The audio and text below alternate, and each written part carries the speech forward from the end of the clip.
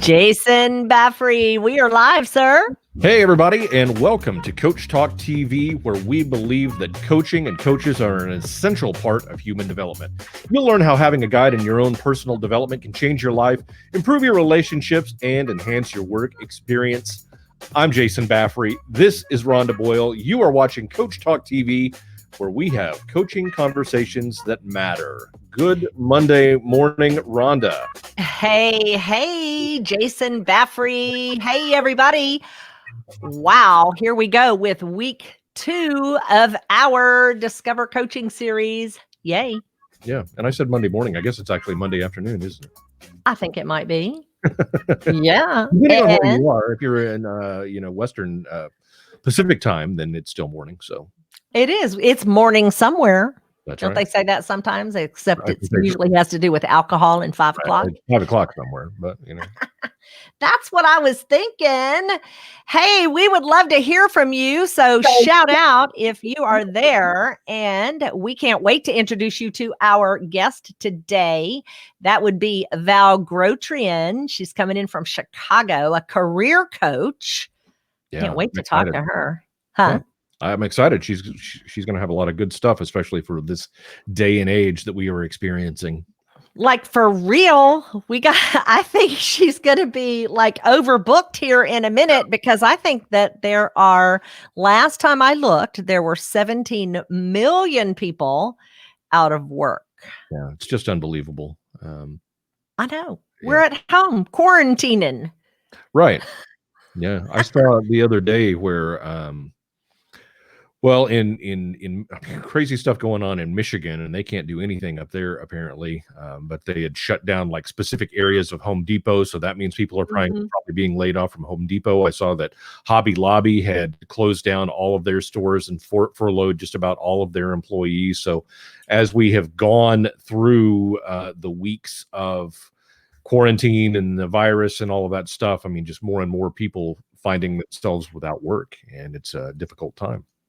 Yeah, look here, just checking in with our audience. We have Denmark popping in, although we can't tell who you are. If you want to give us permission, just go to streamyard.com/Facebook. And I'm hearing an echo. Are you? Yeah, I think that's going to come and go. It's just one of those things we're going to have to deal with today.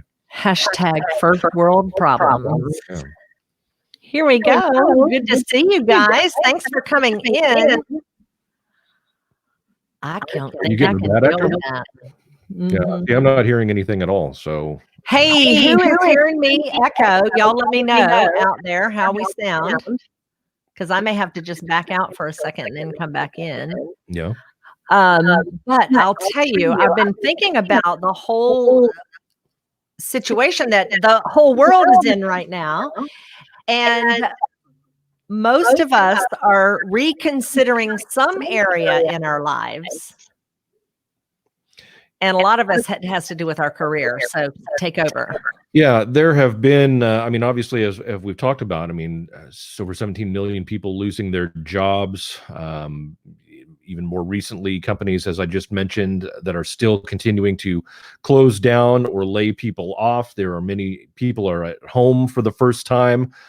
Perhaps, their kids are home, so they're trying to figure out how to juggle giving their kids continuing their education while being stuck at home, and then many places not being able to go anywhere at all, no gatherings. But the main thing is, what do you do for your career? But this has given an opportunity for many people to really reassess their lives, and I think probably ultimately for the better in a lot of ways. We may not look at it that way right now, but I think as people see what the capabilities are, especially with the internet and the ability to have meetings and do your work from at home online and have meetings online, people are going to realize that, this is comfortable, and sometimes they can be more productive. Sometimes they can just change their career path altogether and go in a completely different direction. I think we're going to see, as we've talked about previously, a boom in entrepreneurship, people starting those jobs that they've had in the back of their head, but have been maybe afraid or just been so busy they haven't had the opportunity to take that step out in faith and try something new. But now they're getting those opportunities and their wheels are turning. And so we're going to see many more home-based businesses come to pass, I think, and entrepreneurship. And I think it's going to be exciting. It doesn't feel like it right now, but I really feel like we're going to see a lot of changes for the better. And think about families being closer together on a more regular basis and what this does for the family dynamic and that atmosphere. I mean, there's obviously going to be some frustration that comes with that. But even in my own home, we are experiencing just this more closeness. I'm not phrasing that well, but we feel tighter. We feel more connected with each other. We're able to have discussions that we wouldn't typically have, and it's just been a very interesting time. And we've been able to work with our son on his education, and really it's my wife that's doing most of that. I get frustrated too easily through that process, and it's just difficult. But nevertheless, I really think this is going to change the family dynamic overall for a lot of people, and they're going to see the possibilities and how much good that can come from being at home and even having your kids at home. I think so. I think if we really focus on what we want out of this situation, like what do we want next? And that could be for a career, which happens to be our topic today. What do you want next for your career, or how do you want it changed? What can you take from the experience to make some of those amazing changes?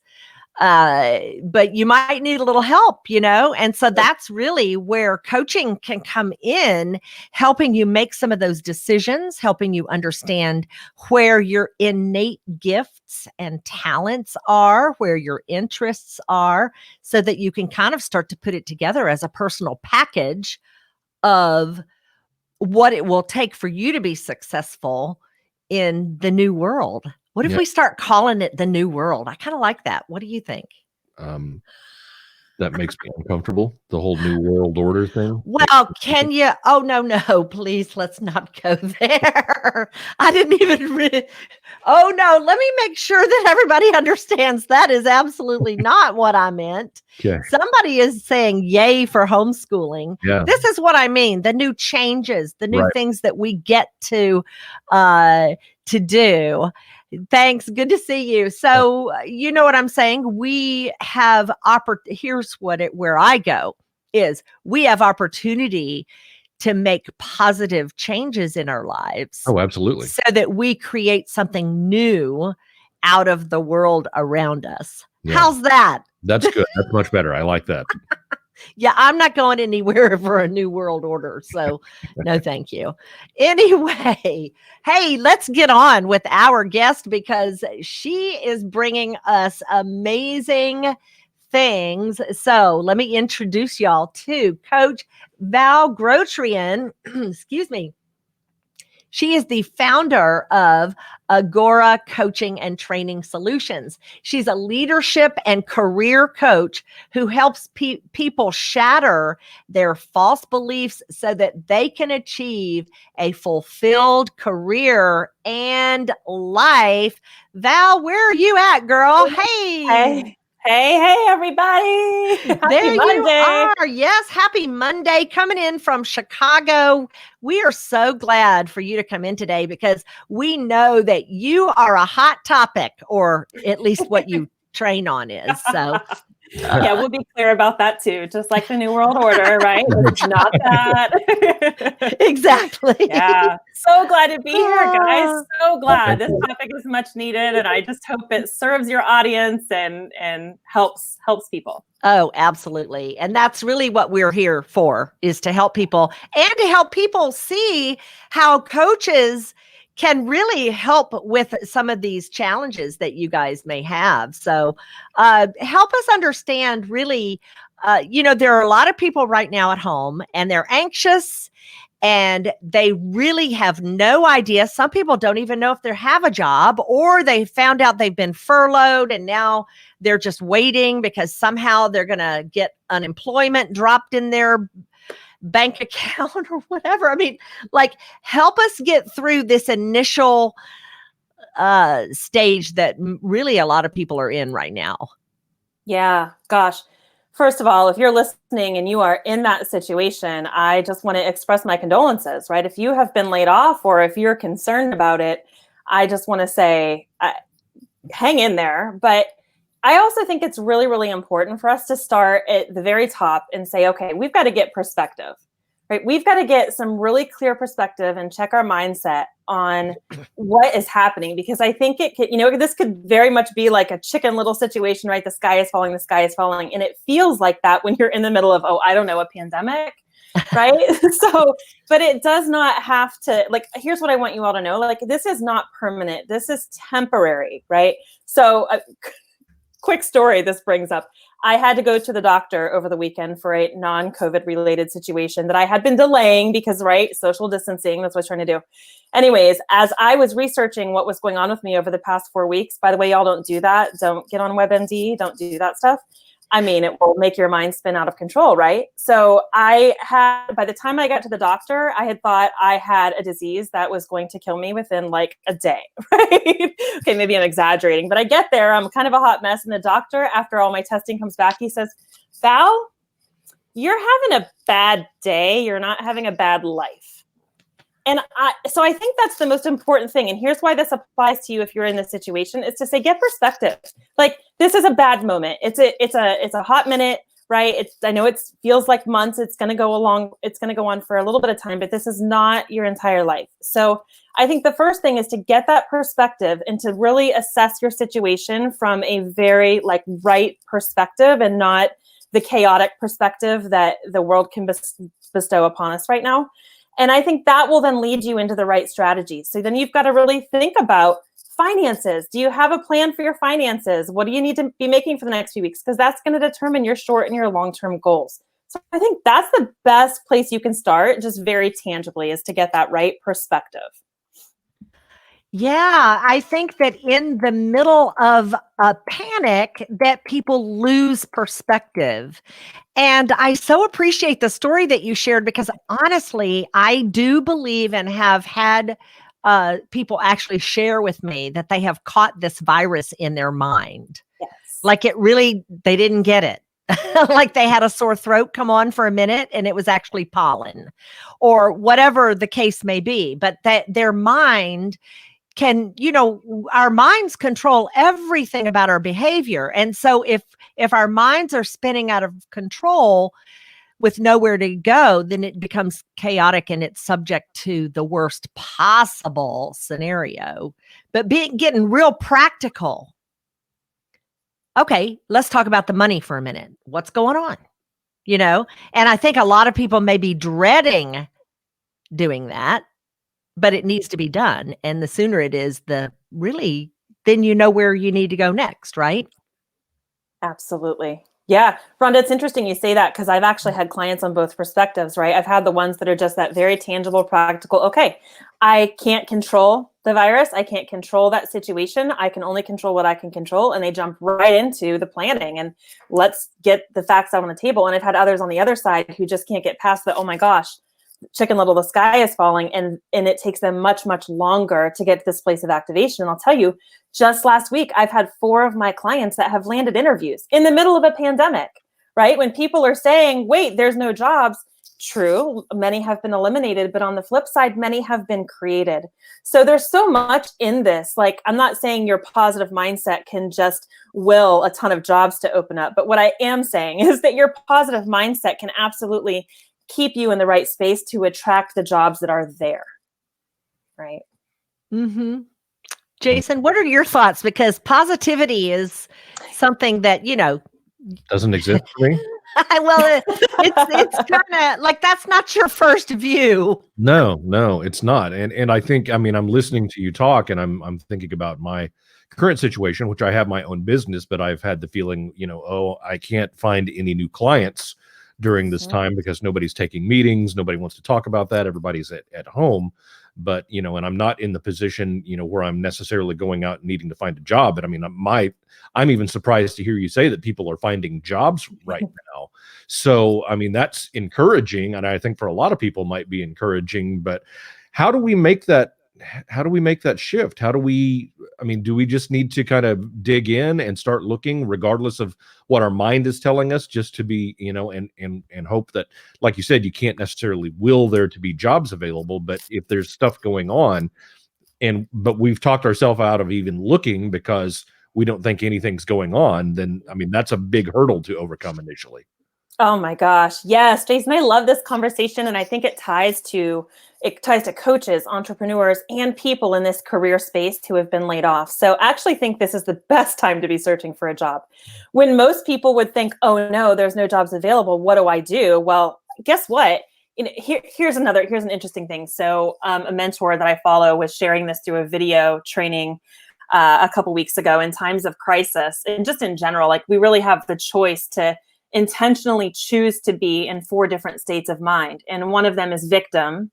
One of them is villain. So the victim, right, is like, oh no, this has happened to me. And it takes a really long time for you to get your mindset in the right place. The villain is anger comes out of that. Like, what am I going to do? Like, I didn't control any of this. And now what am I going to do? And then you've got your hero and your guide, right? So the guide is like, it's that whole other side of the perspective. Like, I can guide people through this, or I could be the hero. And I really think this is the time for people to recognize this is the space to be in the guide and the hero. I mean, I thought it initially, right? I had that hot minute of pandemic. Oh no, I'm a career coach. If there's no jobs, what am I going to do? Right? Like, I absolutely went there. Of all people, me, I had that gut reaction. And then I immediately went, wait, if I follow that, that's not true. I actually think this is the right time for people to be considering their career and reflecting on what they want to do. And it's the right time for entrepreneurs too, right? It's the right time to really step up and be there to help people lead through this, because there are plenty of people who need that guidance and need that support, and they need a plan, right? So I think, to Jason, your question, the starting point very tangibly is choosing. It is an intentional decision to say, I will not fall victim or villain to this. And I am going to do everything I can control, even though there are plenty of things that are not in my control. I will control what I can. So what can you control, right? You can control your personal brand. You can control what your resume says. You can control what your LinkedIn profile says. You can control how you reach out to organizations. You can control having a job search strategy plan. You can control, I mean, gosh, if y'all pop into your LinkedIn on the top right, they've got a little ticker there of here are all the places hiring right now. And those aren't just frontline jobs, right? Some people say, well, I was making $100,000 a year or $80,000 a year, whatever it is, right? A big salary. And they think, well, I can't go work for Instacart, right? Maybe you can't, maybe that's a short-term plan. You've got to think about short and long-term, right? I'm all about encouraging people to not settle in their career. I don't think you should settle right now, but I think you should make ends meet right now, right? Let's be responsible. I think that's important. So get a plan together and consciously choose. That's great. I love that the victim, villain, hero, and guide. I mean, that's just amazing. I think everybody needs to hear that, and that's so applicable to much more than even just the job search. I mean, if we looked at it from that perspective, it can really affect your overall outlook about everything. Right. Yeah. Yeah. There are a lot of people who are in this place, Val, without a pandemic. They're in a place where they hate their jobs. I have had more than one person tell me they are thrilled that they feel the pressure of a dead-end job off of their plate. And now they know they're looking for something new. Oh, I want to talk to those people. Right? That's right. You do want to talk to those people. And those are the people who are really going to be able to hit the streets running, so to speak, as things turn around, which, as you said before, this is a temporary situation. Right. It's not permanent. There's no way. Here, you said it. This is a bad day, a bad moment. It is not your entire life. Right. Thank my doctor for that. Right. You really helped me get the right perspective in the moment. Mm-hmm. Yeah. Here's why I say when I talk to those people. So this might be just interesting for you guys. This is why I do what I do. So I worked in the corporate world for almost 20 years, right? I held varying roles of responsibility. I've worked in 5 different industries. I've been promoted 11 times. I've gone from individual contributor roles to leadership roles. I mean, y'all, I started my career making $5.50 an hour de-icing airplanes at an airport, like right out of school, and worked my way up to a 6-figure career. So here's what I can tell you. In that time, and the things that I'd learned being both on the manager and leadership side and leading my own team, and then being on the HR side and supporting leaders to lead great teams. Here's what I know. The research is absolutely clear. I mean, you hear it from a lot of polling companies. Gallup is one of them. There's, many others. But the reality is that, to your point, Rhonda, there are 15% of people who are actively engaged in their work. 15%. Oh my gosh, that's terrible. It is. So you think that now there's different categories of different levels of engagement. So the other 85% fall into a couple different categories, either actively disengaged or disengaged. But the reality is those 85% of people, like, think about, what does that do? I mean, we spend roughly a quarter of our lives at work. And as I went through the ranks in my career, I had jobs that I loved. I had aspects of my job that I did not love. I had situations that I had to get out of. I remember one job I went to, I was like, my boss is a real tool. I am not getting support I need. Like, I got to get out of here, right? And I had only been there for 2 months. And I was like, I don't want to ruin my resume by making that decision. But I was one of those 85% of people. So think about the mental health, can you be a good spouse and a good parent? And, like, of course you can be good, but can you be happy and fulfilled? No. So I think career satisfaction is so critically important. So yeah, if you're one of those ones that's sitting in this place, like Rhonda, you've had all these people tell you, more than one, say, I'm so glad I don't have to do this job that is sucking my soul right now. That's a clear sign that something's got to change. And when I work with people, I help you go through a process to figure out, is it my company? Is it the career path I've chosen right now? Is it my boss? And roughly, right, the research shows clearly that the number one contributor to your situation at your work is your boss. It's the person you report to. So that's a huge assessment, and it's why I love what I do, is to help leaders become better and to help people land in the careers that they love, because we're better people, right? When we're doing a career we love. Mm-hmm. Yes, I've heard that most people leave their manager. They don't quit their job because of money. They use that as an excuse. But when the real survey, is done, they say, no, it was my boss. Right. So how many people now have had a break from their boss, and now have a chance to really reflect on what is it that they want in a boss, perhaps? Maybe that's the question. And this number really is disturbing, that 15% of people, only 15% are actively engaged in their work, which means that 85% are somewhat disengaged to one degree or another. So what a waste of talent. Right. Yeah. Mm-hmm. Jason? So what is your suggestion, Val? I mean, what do people need to be doing right now, and what steps can they take, and how can you help them? Yeah, well, I think this is going to come down to what category of people do you fall in. I've been looking at this current crisis that we're in that's so relevant and in front of everybody's face. There are some people, and I'm sure you've seen it all over social media, some people have all buku time, right? They have a ton of time right now. They are scrolling through Facebook. They're binge watching Netflix, some tiger show. I don't know, like they're binging something, right? That guy's from Oklahoma. Listen, we don't know him. I was going to ask, do you know who he is?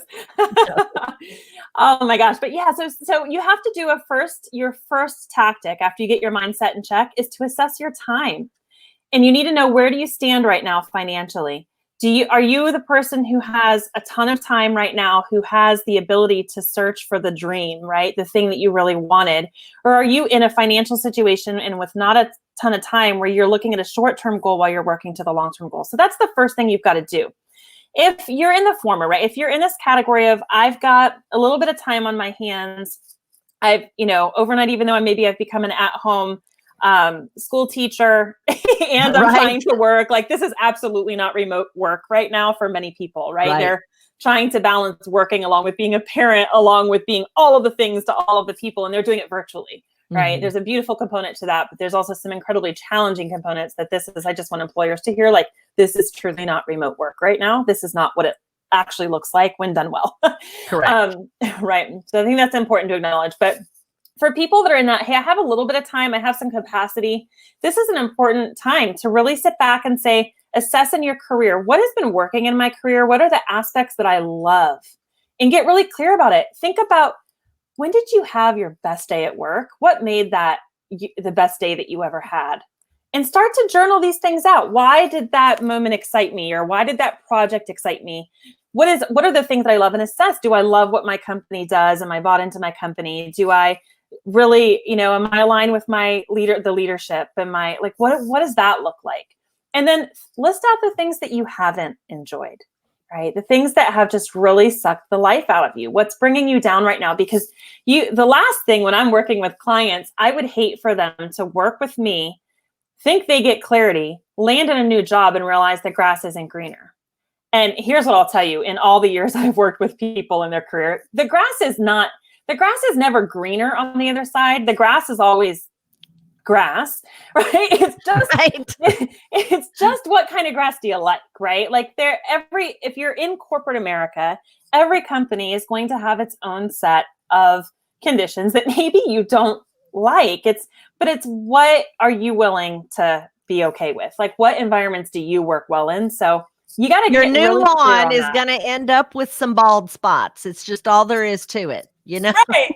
Right. And you can't. But it is really being able to narrow down what you really do want so that you can hunt more specifically, right?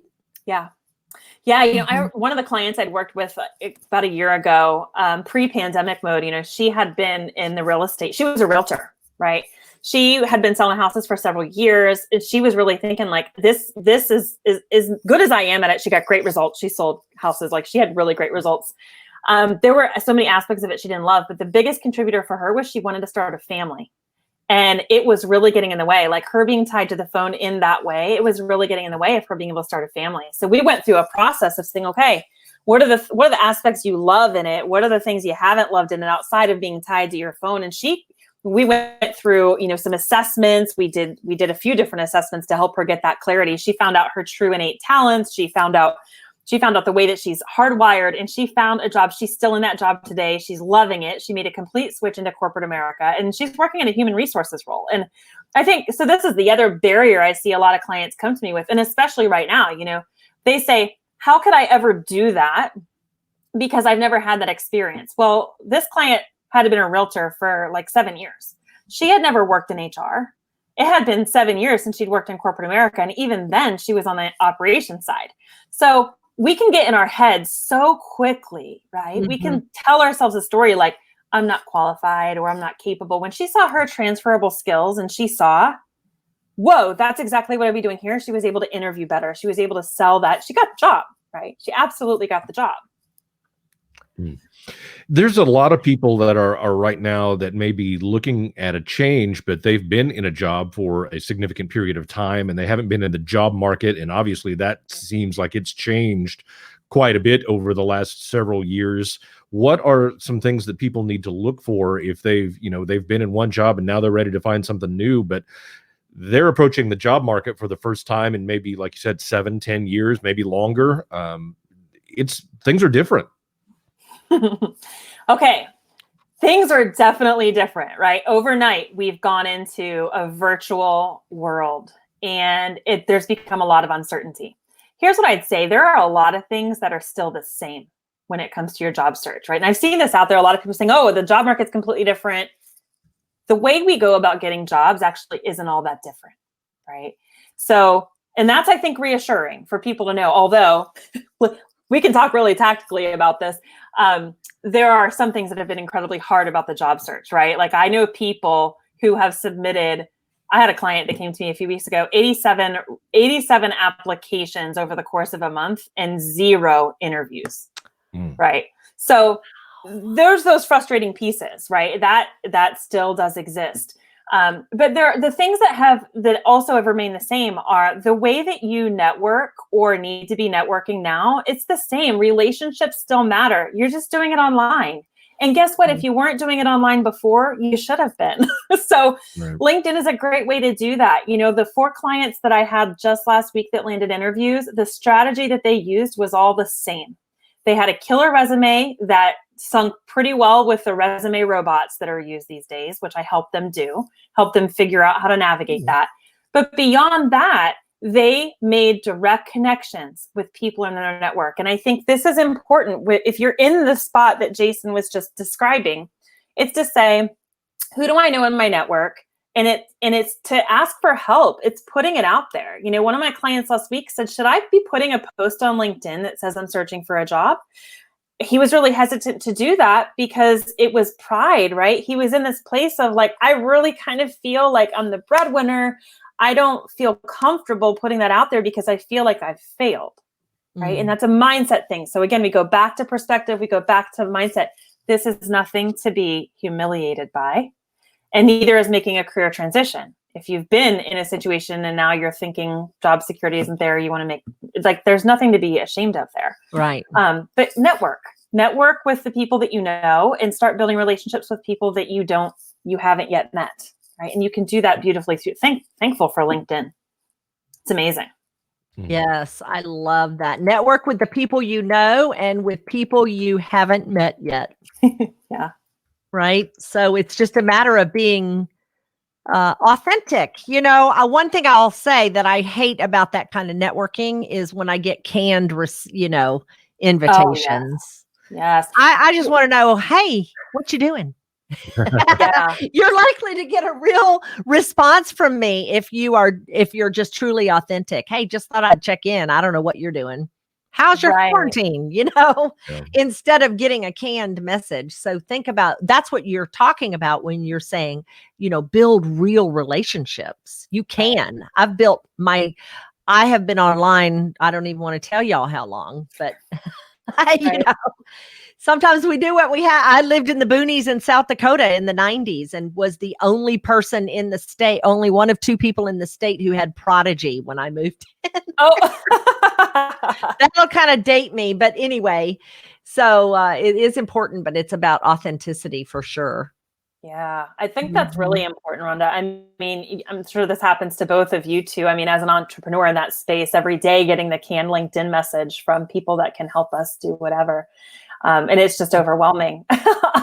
So yeah, I think that says the same thing. You know, when I speak with a client directly, I'm talking with them about their unique situation and their specific situation. As a job seeker, you need to be doing the same thing with the employers that you're marketing. And I think come back to a resume, for example, if you're sending the same resume out to every company, you're not customizing or tailoring it to their specific situation, then I call that the spray and pray method, right? People just spray out their resume to 500 companies and pray that something is going to come back in return. Not going to work. I'm an advocate for don't apply to so many jobs, but submit to quality jobs that you actually want and make your resume speak to them because you want to speak directly to them. It's like, here's an analogy that I'm thinking about right now. It's if you were to walk up to somebody's house, like somebody you've never met, and knock on their door, and they open the door and they stare at you and they say, "Hi, how are you?" And you just stare back at them and say nothing.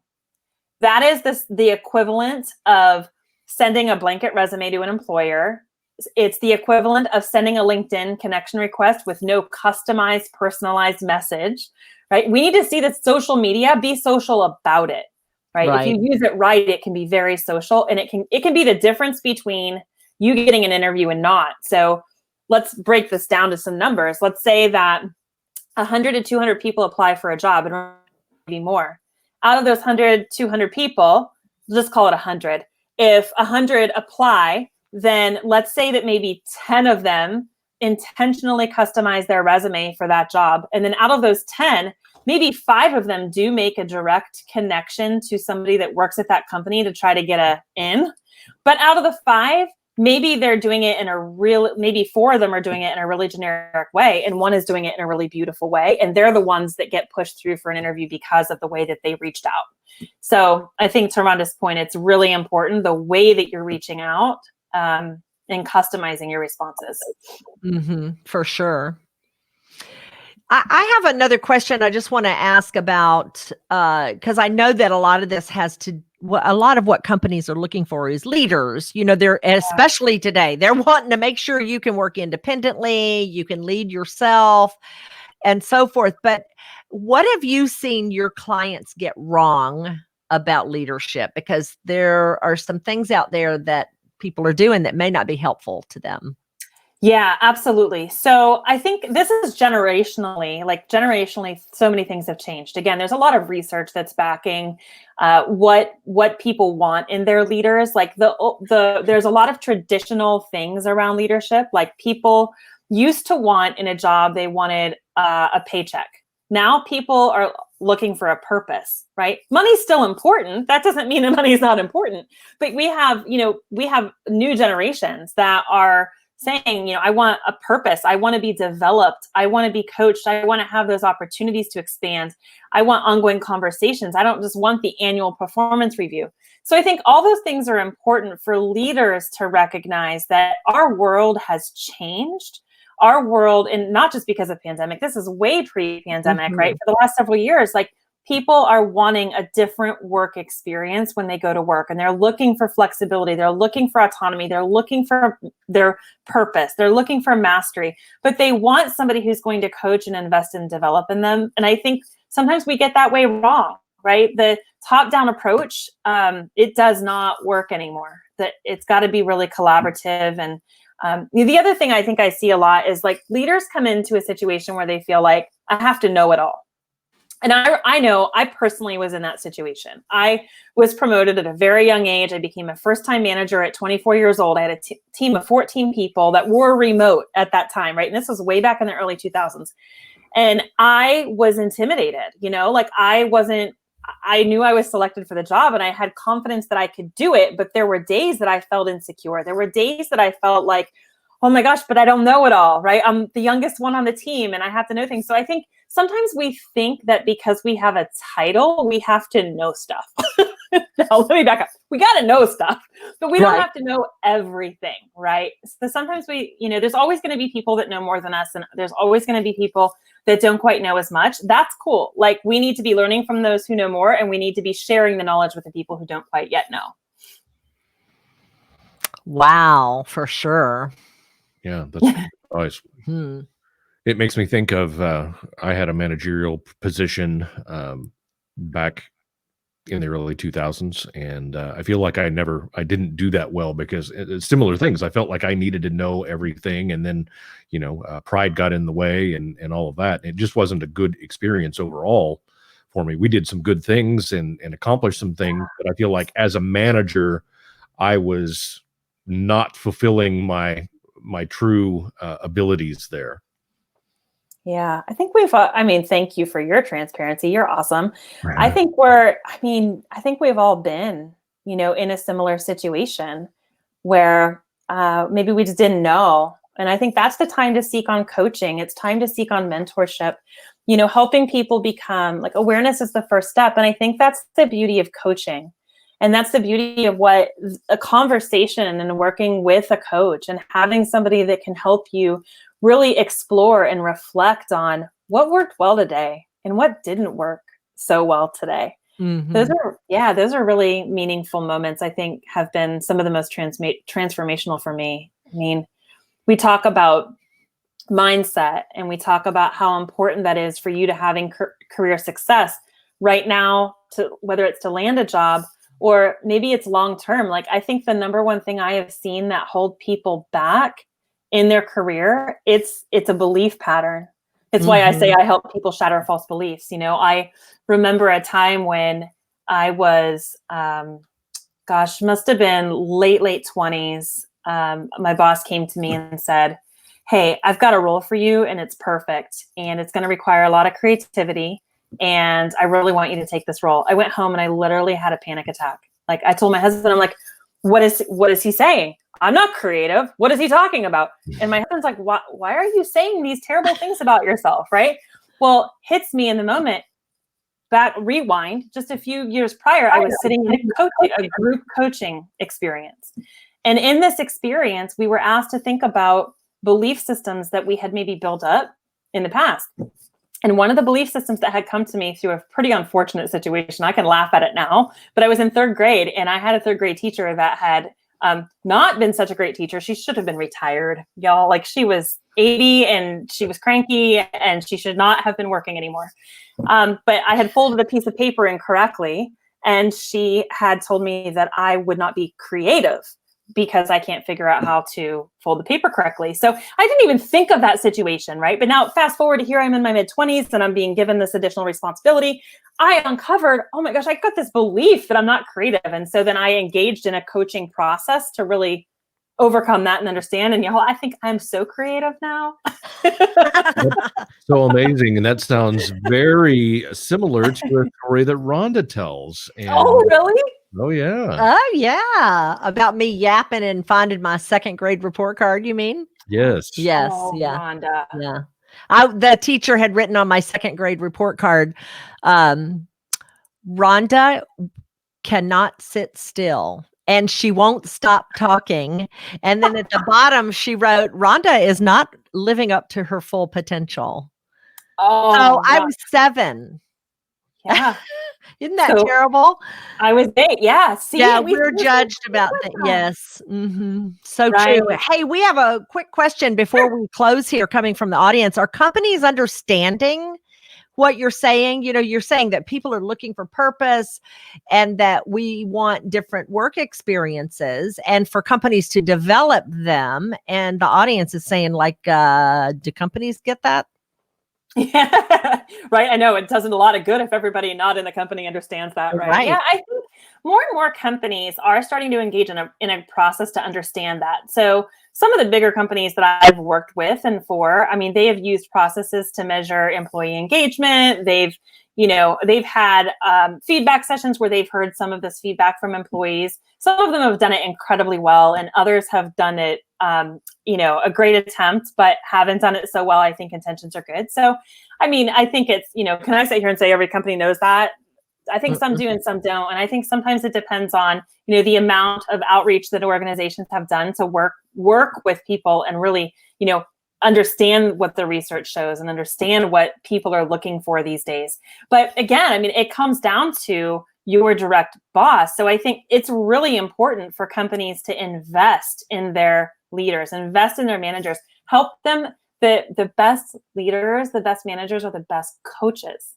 So I happen to think that if you help your managers become better coaches, teach them how to ask questions that uncover people's desires, teach them how to explore people's potential and talent instead of directing and telling what to do. I think you're going to be far better off if you're an employer listening, to this. I think teach your leaders how to be coaches. Yeah. I think the days of the every 6-month performance review where they spend 5 minutes telling you how great you are and then the next 40 minutes telling you what, where you've got to get better, and then put you through the further indignity of the performance improvement planner. Oh, yes. Those days have got to go because you're judging people, I understand, based on business needs. But you're having people do it in ways that are not necessarily innate for them, which means that it's harder. Those things that you got dinged on your performance review, like how many times are they going to write that up? Right. You're not getting better. You're not going to get better at it. Be okay with that and either find a new job or help your employer find a way to compensate for that because you're not going to get better. That's right. And I think if you're in that position, if you are the person that is feeling suffocated by that, there are many things that you can do too. Right. And I think it starts with the conversation. Absolutely. Yeah. So wonderful to hear all of this great stuff from you and something so timely, especially given our circumstances. So yeah. I'm so glad to be here with you guys. You are amazing. I love chatting with you. We want to direct everybody to you. So tell everybody how we can find you. We want our audience to find you. Sure. I'm on all the social media platforms you could imagine. My first name, last name, we can pop that out there for you somewhere. I'm sure they can do it. But you can find me Valine Grotrian. Yeah, my full name, Valine Grotrian. The other ways, you can visit my website at careers.agoracoach.com or agoracoach.com. So careers.agoracoach.com or agoracoach.com. Awesome. Anything that we have forgotten, I'm going to ask you to go in later and pop into the chat box, and then we'll have that for anybody who sees the replay. That sounds fabulous. All right. Thank you. Yeah. Thanks for hanging out with us today. We'll see you in the green room after. Okay. Sounds. Oops. I got a little quick on the trigger there. Oh, wow. Wasn't she fabulous? And like I said, timely, because a lot of people. There's a lot of people that need to watch this and just, change their perspective, I think was a big thing that came out of that. And, but then also some really good practical information on how to work social media, LinkedIn, and so much more. And then the opportunity to, if you are in that situation right now that you really, you're deciding to make a career change or anything. I mean, I think this is a great opportunity to reach out to a coach. Certainly, we don't want to overload Val, but I think you should reach out to her because she seems to be just brilliant on that. And so, take this opportunity to really kind of dig in and better yourself, better your circumstances, change your perspective. And you can do that by finding a coach. Yeah. Hey, Bettina, good to see you. She's been watching from Denmark. So good. Making us international. Again. Yeah. Hey, so reach out, find us at www.coachtalktv, and we will see you tomorrow. We've got another great show lined up, and we can't wait to see you. Yeah, you can also find us on YouTube. Just search Coach Talk TV on YouTube. You can watch us live. Subscribe to our channel. Ring the little bell to get notifications when new shows come out, which will be every day this week. And if you want to listen to the audio as you're driving, if you're able to get out and drive these days, or you're just working around the house and you want to have something cool to listen to, you can pull up our podcast on iTunes or Spotify or Google Play and all of the other great podcast outlets that exist out there. Hey, they may ask us for our autograph one day, huh? Well, if we ever get out of the house and anybody sees us in person, then that could be possible. Hey, thanks for joining us, and we will see y'all tomorrow. Thanks, everyone. Have a great day.